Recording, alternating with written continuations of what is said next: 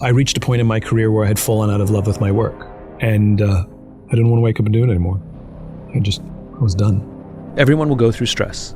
Everyone will go through trauma. Mental health is a big and important topic right now. You know, I think when somebody says, fine, they're lying. There's nothing more dangerous in a modern society than a lonely man. I need somebody to sit in the mud with me. Don't need them to fix me or clean me off or give me a towel. I just need them to sit in the mud with me so I don't feel alone when I'm sitting in the mud. When my friends are struggling, I don't say take your time. When my friends are struggling, I say go on. When my friends are crying, I say go on. The underlying message is, and I am here sitting in the mud with you. It is the greatest honor of my life. I live my life by that code.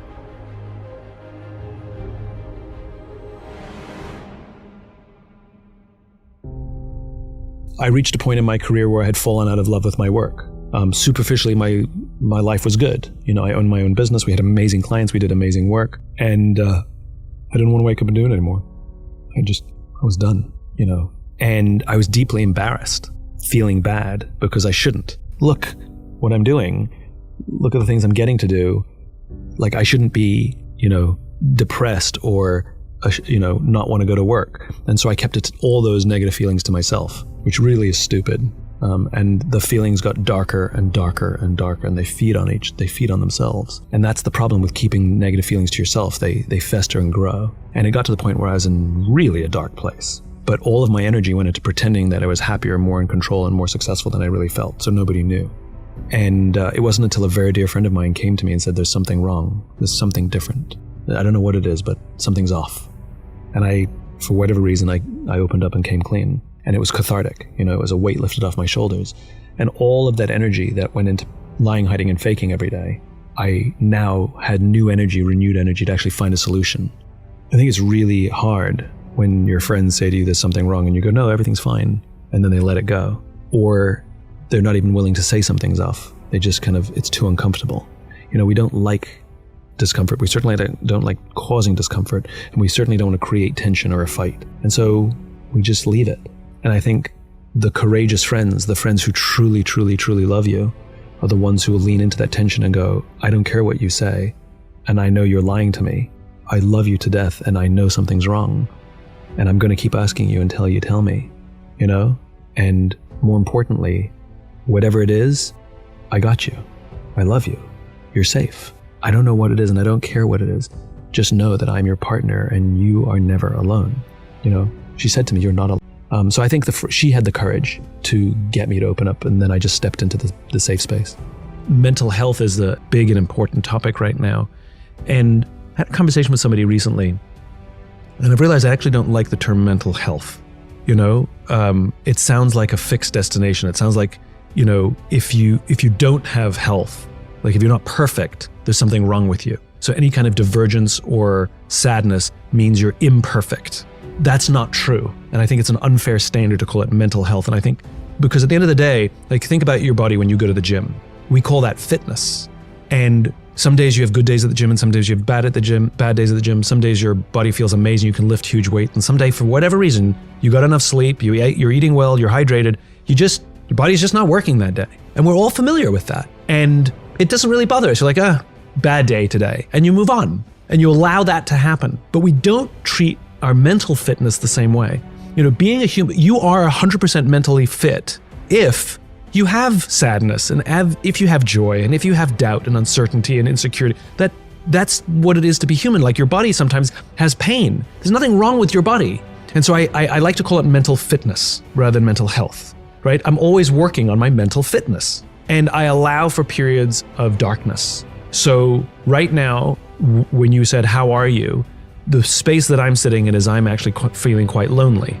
And I learned about how to manage mental fitness during COVID more than I ever had prior, because we had to deal with so much shit, right? And so prior, I would have been embarrassed by saying I'm feeling lonely. I would have hid it, suppressed it, don't like negative feelings. Whereas now, I'm just sitting in it, not worried about it. I'm allowing it to go through me, like I'm allowing myself to have a bad day at the gym. And weirdly, even though it's not necessarily fun, weirdly appreciative of it. because it makes me human. I acknowledge that I'm human. It's relatable. And so that's how I feel right now. I'm more open about being in a darker space in the shadows right now because it makes me feel quite frankly normal. It makes me feel human. And it's part of mental fitness, you know? And if I didn't have off days or off weeks, then how would I know what to work on? You know, how would I know what good looks like? How would I know how to appreciate the happy days if I didn't have some days that were down? So I'm weirdly grateful for what I'm going through right now. You know, human beings are, despite our own self-opinions, we're not that strong and we're not that smart. But in teams, in groups, we're amazing. And so trying to solve your own life problems by yourself, so I've got some really bad news. You can't. Which is why addiction exists. Because I can't solve these problems myself. I can't overcome the stress myself. So I'm going to drink, you know, or I'm going to do something else that's harmful to myself, my family, and my relationships. As all addictions are. Whether you're addicted to your cell phone, addicted to alcohol, addicted to drugs, you're going to destroy your relationships. You're going to destroy yourself. And there is tremendous value for somebody who loves you to say, I got you. I'm here. Let's do this together. Or for you to call a friend and say, I think I'm struggling and I think I can't do this alone. Can you help me? It's humiliating, but it is perhaps the single greatest lesson that any human being can learn, which is to say, I don't know and I need help. And I think being comfortable with asking for help and saying, I don't know, it turns out we're surrounded by people who want to take care of us and help us, but they don't because they didn't think we needed it because we were too busy presenting ourselves as perfect and having all the answers. So they just didn't. But they would if we just asked.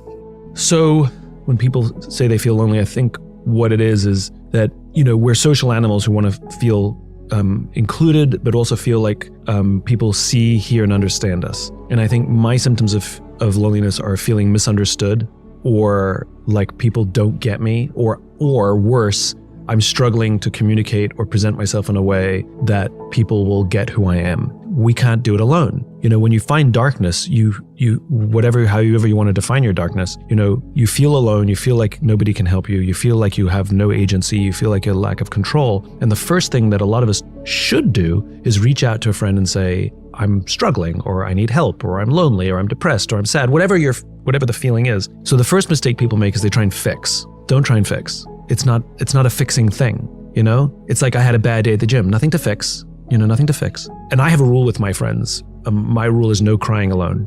My close friends all know this, and we all obey it. Like, I'll get a call from somebody who's a significant person in the world that people know who they are, and they'll call me and say, do you have a minute? And I'll be like, yeah, what's up? They're like, I think I need to cry. I'm like, go. What's on your mind? And they'll tell me what's on their mind, and they will cry. And that's my rule. My rule with my friends is no crying alone. Because if you're at the point of absolute frustration, exhaustion, whatever it is that you can't hold it in, I'd rather you call me or one of us and you do it with somebody. You should never cry alone. And so I'm really good when I'm in a place like this of calling somebody and telling them, because I don't want to go through this alone. And some of my friends do have the skills where they can say, how do you feel? Oh, this is how I feel. That must be really frustrating. Yeah, it's really hard. Tell me more about that. Well, I'm sort of going through this and that. And they know how to hold space. That's all I need. I need somebody to sit in the mud with me. Don't need them to fix me or clean me off or give me a towel. I just need them to sit in the mud with me so I don't feel alone when I'm sitting in the mud. And I think it's our responsibility to be able to have that skill set to do it for our friends and the people we love or our colleagues. We don't teach listening. We don't teach difficult conversations. The fact that there's so much conversation about mental health right now is of course in part because we've just come through this crazy ass thing called COVID and lockdowns and social media. Sure, you can pile that on if you want. But I think really what it is, the fact that there's such a loud conversation about mental health is a spotlight on the fact that we do not know how to build deep, meaningful relationships. I think it is an indictment on our current state of affairs that not only do we not have the skills to be there for our friends, but the way we're reacting to it is by trying to seek resources to help me rather than teach me how to help my friends. I think we're going about it. And I always say leadership is about going first. It's why we call you leader, right? Doesn't mean you have the answers. It doesn't mean you're right. It just means you stepped first into the unknown, that we took the risk to go first. And so in a relationship, one of you can take the lead one of you can go first to set the example of what it looks like and feels like to say, I'm having a bad day today, and I don't need you to fix it. I know what I'm going through. I want to tell you all of this stuff because I want you to be there with me, and I want to be there with you because I don't want to feel this way alone.